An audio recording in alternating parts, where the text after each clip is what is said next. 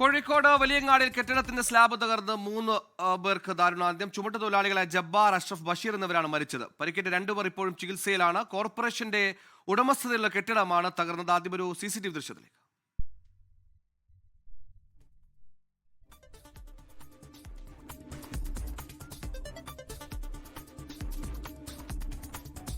മരിച്ചവരുടെ കുടുംബങ്ങൾക്ക് നഷ്ടപരിഹാരം നൽകണമെന്ന് പ്രതിപക്ഷ കൗൺസിലേഴ്സ് ആവശ്യപ്പെട്ടു. കോർപ്പറേഷന് മുന്നിൽ കുത്തിയിരുന്ന് പ്രതിഷേധിച്ച് BJP നേതാക്കളെ അറസ്റ്റ് ചെയ്ത് നീക്കി.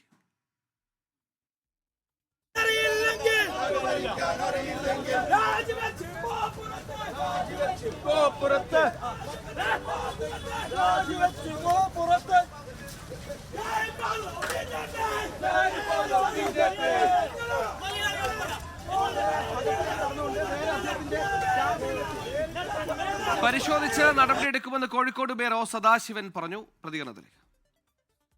അപ്പൊ എന്താന്നുള്ളത് ബാക്കിയുള്ള കാര്യങ്ങൾ നോക്കും. തീർച്ചയായിട്ടും ഇതിന്റെ അകത്തേക്ക് ഒരാൾക്കും ഇനി പ്രവർത്തിക്കാൻ കഴിയാത്ത വിധത്തിലുള്ള സംവിധാനം എന്റെ അറിവിലില്ല. ഞാൻ പരിശോധിച്ചേ പറയാൻ കഴിയുള്ളൂ കേട്ടോ. ആ പീസിൽ എന്ത് നടപടിക്രമങ്ങൾ നീങ്ങി എന്നുള്ളത് ഞാൻ അന്വേഷിച്ച് പറയാം കേട്ടോ.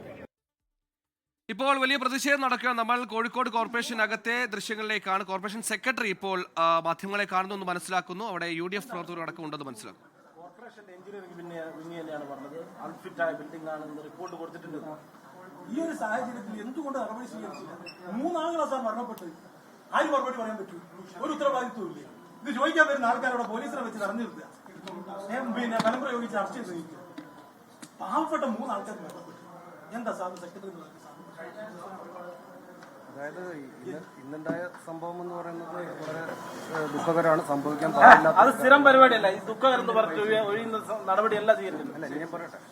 അപ്പോൾ ഇത് സ്വാഭാവികമായിട്ടും ഇപ്പോൾ കുറെ കാലപ്പഴക്കം ചെന്ന കെട്ടിടങ്ങൾ ഇവിടെ ഉണ്ട്. ആദ്യം ഇനിയും പരിക്ക് പറ്റിയ 2 പേരുണ്ട്. അവരുടെ ചികിത്സയും മറ്റു കാര്യങ്ങളുമായിട്ട് കോർപ്പറേഷൻ മേയറും ഉൾപ്പെടെയുള്ളവരും മെഡിക്കൽ കോളേജിലുണ്ട്. 3 പേര് ഇവിടെ ഉണ്ട്. സംഭവിക്കാൻ പാടില്ലാത്തതാണ് സംഭവിച്ചു. എൻ്റെ അറിവിൽ അത് അവിടെ ഒരു അൺഫിറ്റ് എന്നുള്ളൊരു സർട്ടിഫിക്കറ്റോ അല്ലെങ്കിൽ അത് അങ്ങനെ പ്രവർത്തിക്കാൻ പാടില്ല എന്നുള്ളൊരു നിർദ്ദേശമൊന്നും കൊടുത്തിട്ടില്ല എന്നാണ് മനസ്സിലാക്കുന്നത്. അവിടെയുള്ള കൗൺസിലർമാരും അങ്ങനെ ഒരു ആവശ്യം കോർപ്പറേഷനിൽ ഇതുവരെ ഉന്നയിച്ചിട്ടില്ല. ഞാൻ അന്വേഷിച്ചപ്പോൾ, മേയറുമായിട്ട് അന്വേഷിച്ചപ്പോൾ കോർപ്പറേഷൻ കൗൺസിലർമാർ അവരെയൊക്കെയാണല്ലോ, ഒരു കൂട്ടായ്മയാണല്ലോ ഇത്. ഒറ്റയ്ക്ക് ആരും ഒരു മേയറോ അല്ലെങ്കിൽ ഡെപ്യൂട്ടി മേയറോ അല്ലെങ്കിൽ ഒരു ഭരണ സംവിധാനം എന്ന് പറയുന്നത് എല്ലാം കൂടിയാണല്ലോ. അവിടെയുള്ള കോർപ്പറേഷൻ കൗൺസിലർമാരൊക്കെ നിരന്തരമായി അവിടെയൊക്കെ ഇടപെടുന്ന ആളുകളാണ്. അവരാരും അങ്ങനെ ഒരു ആവശ്യവും ഇതുവരെ ഉന്നയിച്ചിട്ടൊന്നുമില്ല. ലോകത്തെവിടെയായാലും ഏത് സമയത്തും 24 വാർത്തകളും ഓഗ്മെന്റഡ് റിയാലിറ്റി പാക്കേജുകളും എക്സ്പ്ലെയിനറുകളും വിശദമായി കാണാൻ ഞങ്ങളുടെ YouTube ചാനൽ നിങ്ങൾക്ക് സബ്സ്ക്രൈബ് ചെയ്യാം.